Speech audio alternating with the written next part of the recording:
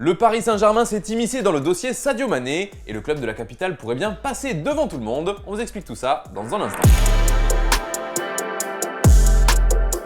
Bonjour à toutes et à tous et bienvenue dans ce nouveau JT Foot Mercato. Sadio Mané était annoncé avec insistance du côté du Bayern Munich, mais c'est bien à Paris qu'il pourrait continuer sa route. Et l'argument financier serait l'une des causes de ce revirement de situation. C'est une information de Sportbild qui affirme que c'est bien le PSG qui est en pole position sur ce dossier. La raison est simple, on lui proposerait un véritable pont d'or dans le club de la capitale en cas de départ de Kylian Mbappé. Et du côté de l'international sénégalais, l'intérêt est là, en plus d'un énorme salaire donc, ce qui le ferait fortement douter. Il hésiterait à prolonger avec Liverpool alors que son contrat se termine à l'été 2023. Affaire à suivre.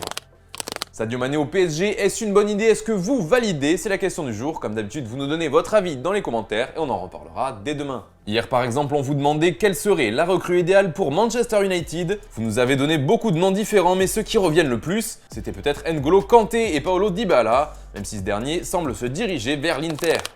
Allez, de retour à Paris après la Juventus, c'est au tour du PSG de proposer un contrat à Paul Pogba. Une information de la Gazzetta dello Sport qui révèle que les dirigeants parisiens ont offert un contrat de 3 ans pour un salaire annuel de 12 millions d'euros aux Français. Une somme tout de même bien supérieure à la proposition de la vieille dame, mais pour l'instant, le club turinois reste confiant sur ce dossier.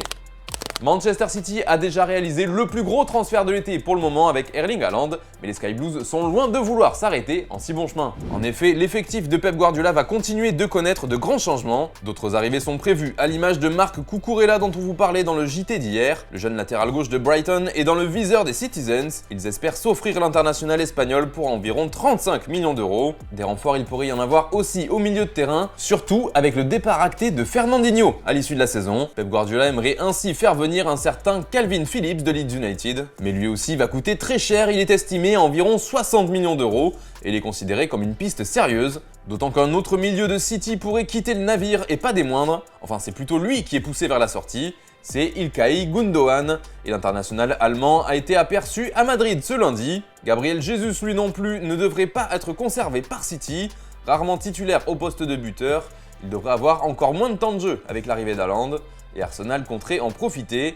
Les Gunners seraient en discussion avec l'entourage du joueur depuis de nombreuses semaines déjà. Et puis Didier Deschamps a donné sa liste pour le dernier rassemblement de l'équipe de France de la saison.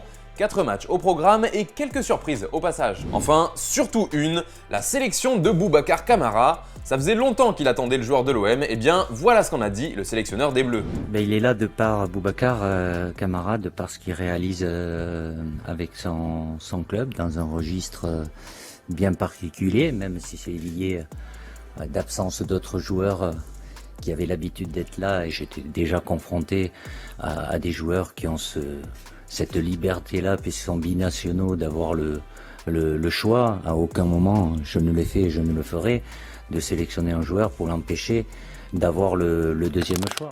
Allez, on se quitte avec l'image du jour. Hier, l'Eintracht Francfort a remporté l'Europa League en battant les Glasgow Rangers au tir au but. Et durant la conférence d'après-match, les joueurs ont réservé une petite surprise à leur coach, Oliver Glasner. Allez, bonne soirée les amis.